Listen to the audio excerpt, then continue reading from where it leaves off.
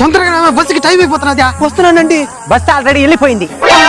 నేను ముందే చెప్పినా నీకు వంట తొందరగా చేయమని. నేనేం చేసేది, బట్టలు ఉతికే లోపల లేట్ అయిపోయిందా. ఆశ్చర్యపోక, మా ఇంట్లో జాబ్ చేసేది మా భార్య, ఒకరికొకరు కలిసి పని చేసుకుంటాం. ఆదర్శ దంపతులు అన్నమాట. ఇంతకీ ఎక్కడికి పోతున్నారో? వైకుంఠం. వైకుంఠమా? ఆశ్చర్యపోబాక. తిరుమల వైకుంఠ ద్వార దర్శనానికి పోతున్నాం. టోకన్లు దొరికినాయా? దొరికినాయి. డిసెంబర్ 31వ తేదీ. అదృష్టవంతులు. నీకు దొరకలేదా? లేదు. ఈ 30-31 తేదీ భక్తుల రద్దీ ఎక్కువ ఉంటుందని టోకన్ ఉండే వాళ్ళదా అలో చేస్తారంట. అయితే ఈ వైకుంఠ ఏకాదశి గుడికి పోవా? ఎందుకు పోనా? ముందే తిరుపతికి పోయేసే శ్రీనివాస మంగాపురం, అలివేలు మంగాపురం, అప్పలాయగుంట, గుడిమల్లం ఇవన్నీ దర్శించుకునేసే 2వ తేదీకంతా తిరుమలకి వెళ్ళిపోనా. మనం కూడా ఈ 3 రోజులు రద్దీగా ఉంటది. 2వ తేదీ పైన పోదామా? మనకు టాకులు దొరికినాయి కదా, మనం ఎందుకు మళ్ళీ పోయేదే? అవును కదా, మర్చిపోయినా. పదా, 2వ బస్సు కూడా వెళ్ళిపోతుంది. ఇంకా నేను అడిగినానని చెప్పండి. సరే సరే. మిత్రులందరికీ చిన్న సమాచారం.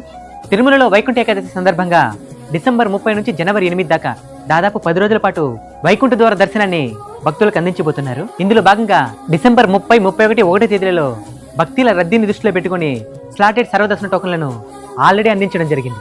ఈ 3 రోజులలో ఈ టోకన్లు ఉన్నవారిని మాత్రమే దర్శనానికి అనుమతిస్తున్నారు. ఇక ఎలాంటి టికెట్లు, టోకన్లు లేని వారికి కూడా జనవరి 2 నుంచి 8 తేదీ వరకు శ్రీవారి వైకుంఠ ద్వార దర్శనాన్ని కల్పించబోతున్నారు. కాబట్టి ఈ ఇన్ఫర్మేషన్ ని మీ ఫ్రెండ్స్ అండ్ ఫ్యామిలీ మెంబర్స్ అందరికి షేర్ చేసి వెంకన్న భక్తులకు, అలానే టీటీడీ మరియు పోలీసు సిబ్బందికి సహకరించండి. గోవిందా గోవిందా.